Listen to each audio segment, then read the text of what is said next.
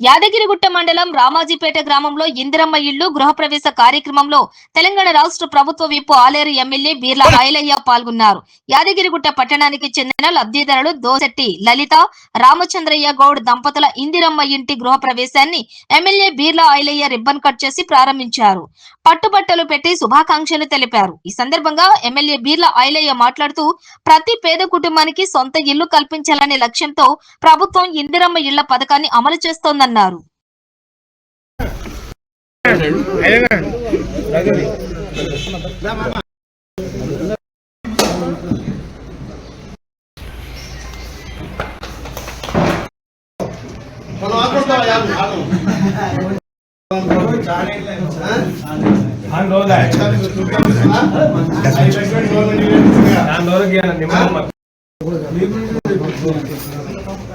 నువ్వు పెట్టి చంద్రే